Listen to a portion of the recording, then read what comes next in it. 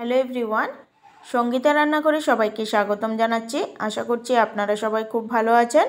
আজকে আবারও হাজির হয়ে গেছি আরেকটা রেসিপি নিয়ে। আমার আজকের রেসিপি আলুর কুলচা। কোনো রকম তেল ছাড়া শুধুমাত্র জল দিয়ে কিন্তু আজকের এই রেসিপিটা আপনাদের সাথে শেয়ার করছি। তাহলে চলুন শুরু করা যাক আমার আজকের এই রেসিপি। ভিডিওটা না টেনে পুরো ভিডিওটা দেখার অনুরোধ রইল। এখানে আমি একটা পাত্র নিয়ে নিয়েছি, এর মধ্যে এক বাটি পরিমাণ দই দিয়ে দিচ্ছি। আমি এখানে ঘরে পাতা দইতে ব্যবহার করছি। এবার এর মধ্যে দিয়ে দিচ্ছি হাফ চামচ বেকিং পাউডার, আর দিয়ে দিচ্ছি হাফ চামচের থেকেও কম বেকিং সোডা। সামান্য একটু জল দিয়ে দিচ্ছি। এবার বেকিং সোডা আর বেকিং পাউডারটাকে দইটার সাথে ভালোভাবে মিশিয়ে নেব। মিশিয়ে এটাকে 1 মিনিটের মতো রেস্টে রেখে দেব, তাহলে দইটা খুব ভালোভাবে ফার্মেন্টেশন হয়ে যাবে। 1 মিনিট পর এবার এর মধ্যে দিয়ে দিচ্ছি পরিমাণ মতো নুন, আর দিয়ে দিচ্ছি সাদা তেল। এবার নুন আর তেলটাকে দইটার সাথে আবারও ভালোভাবে মিশিয়ে নেব।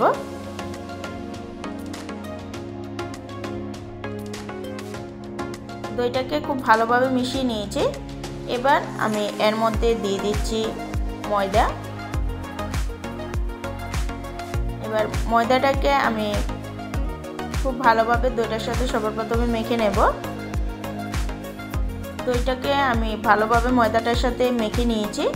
এখন আমি এর মধ্যে অল্প অল্প করে জল দিয়ে আমি একটা সফট ডো বানিয়ে নেব। একদম আঠালো একটা ডো বানিয়ে নেব। আমি একেবারে পুরো জলটা দিচ্ছি না, অল্প অল্প করে জল দিয়ে আমি এরকম একটা নরম ডো বানিয়ে নিয়েছি। আমি ময়দাটাকে খুব ভালোভাবে হাত দিয়ে মেখে নিয়েছি। ময়দাটা যত ভালো মাখা হবে আলুর কুলচা কিন্তু ততটাই ফুলবে। ময়দাটাকে খুব ভালোভাবে মেখে নিয়েছি। এবার উপর থেকে আবারও একটু সাদা তেল দিয়ে দিচ্ছি। তেলটা দিয়ে ভালোভাবে আমি ময়দাটার গায়ে লাগিয়ে নেব। এবার আমি এটাকে আধা ঘন্টার জন্য রেস্টে রেখে দেব। এদিকে আমি ময়দাটাকে রেস্টে রেখে দিয়েছি। এদিকে আমি দুটো বড় সাইজের আলুকে প্রেসার কুকারে সিটি দিয়ে নিয়েছি। এবার আলুগুলিকে আমি গ্রেটার দিয়ে গ্রেট করে নেব। এখানে আলুগুলিকে আমি গ্রেটার দিয়ে গ্রেট করে নিয়েছি। এবার এটাকে আমি সাইডে সরিয়ে নিচ্ছি। এখানে আমি কিছুটা পেঁয়াজ বেরেস্তা বানিয়ে নিয়েছি, আর কিছুটা শুকনো লঙ্কা ভেজে নিয়েছি। এবার শুকনো লঙ্কাগুলিকে আমি হাত দিয়ে ভেঙে নেব। ভেঙে গুঁড়ো করে নিচ্ছি। আপনারা বেরেস্তার পরিবর্তে কাঁচা পেঁয়াজও ব্যবহার করতে পারেন, আর শুকনো লঙ্কার পরিবর্তে চিলি ফ্লেক্সও ব্যবহার করতে পারেন। এবার পেঁয়াজগুলিকে আমি হাত দিয়ে ভেঙে গুঁড়ো গুঁড়ো করে আলুর মধ্যে দিয়ে দিচ্ছি, আর দিয়ে দিচ্ছি শুকনো লঙ্কাগুলি। এবার আমি এখানে এক টুকরো আদা নিয়ে নিয়েছি। আদাটাকে গ্রেটার দিয়ে গ্রেট করে দিয়ে দিচ্ছি। এবার এখানে দিয়ে দিচ্ছি হাফ চামচের মতো ব্ল্যাক সল্ট, মানে বিট নুন। দিয়ে দিচ্ছি পরিমাণ মতো নুন, আর দিয়ে দিচ্ছি ধনেপাতা কুচি। এবার সবগুলিকে খুব ভালোভাবে হাত দিয়ে মেখে নেব।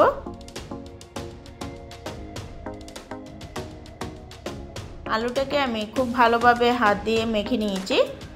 এবার এটাকে সাইডে সরিয়ে নিচ্ছি। এদিকে আমার ময়দাটা কিন্তু একদম নরম হয়ে গেছে। এবার এটাকে আবারও একটু মেখে নিচ্ছি। এবার ডোটা থেকে আমি ছোট ছোট করে বল বানিয়ে নেব। আমি এরকম ছোট ছোট করে বলগুলিকে বানিয়ে নিচ্ছি।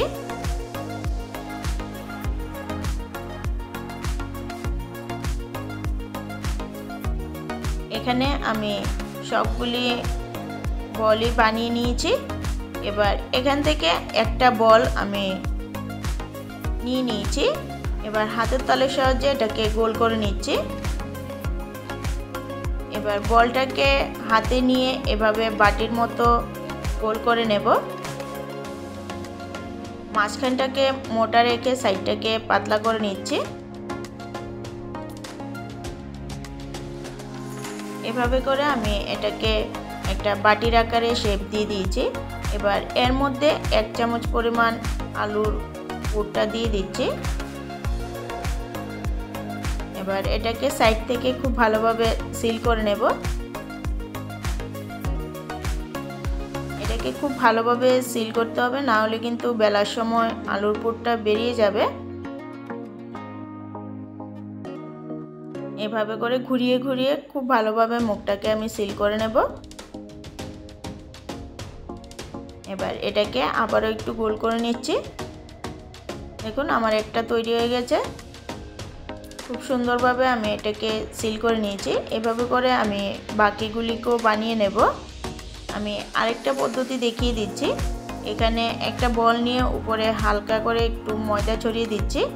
এবার এটাকে আমি বেলে নেব।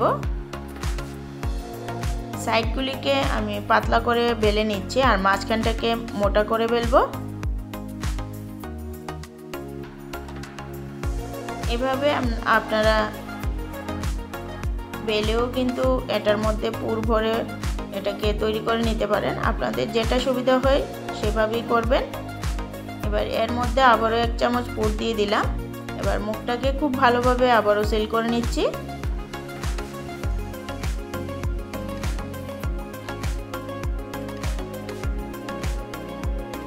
এভাবে করে আমি সবগুলিকেই তৈরি করে নেব।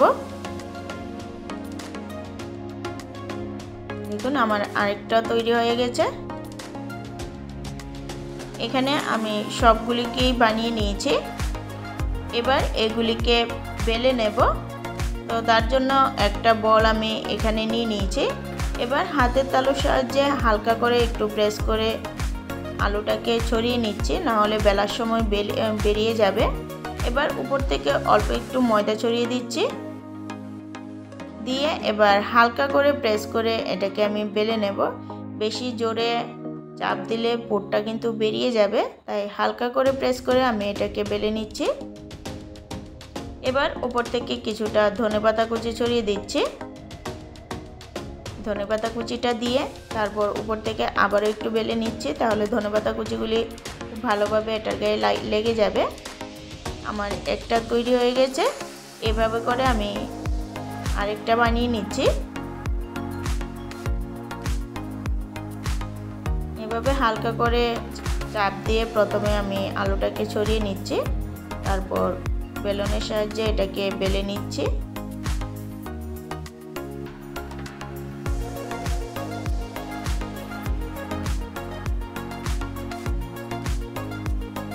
এখানে আমি আবারও একটু ধনেপাতা কুচি ছড়িয়ে আবার একটু বেলে নিয়েছি। আমি সবগুলিকেই তৈরি করে নিয়েছি। এবার চুলার মধ্যে আমি একটা প্যান বসিয়ে দিয়েছি। প্যানটাকে খুব ভালোভাবে গরম করে নিয়েছি। এবার এর মধ্যে দিয়ে দিচ্ছি সামান্য একটু জল। জলটা খুব ভালোভাবে ফুটে উঠলে এর মধ্যে একটা রুটি দিয়ে দিচ্ছি।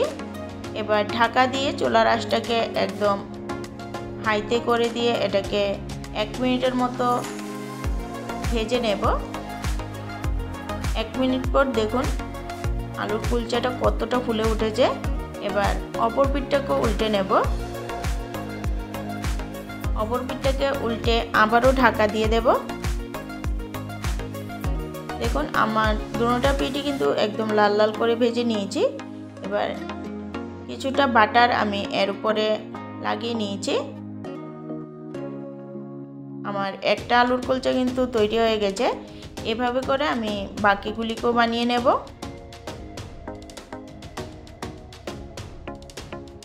আপনারা যদি বাটার না দিতে চান তাহলে এভাবেও কিন্তু এটাকে সার্ভ করতে পারেন।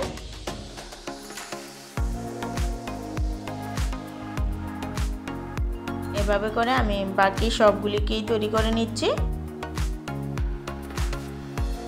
দেখুন আমার আরেকটাও তৈরি হয়ে গেছে। এখানে আমি সবগুলি আলুর কুলচাই তৈরি করে নিয়েছি। আমার আজকের এই রেসিপিটা কেমন লেগেছে অবশ্যই কমেন্টে জানাবেন। যদি ভালো লেগে থাকে একটা লাইক করে দেবেন।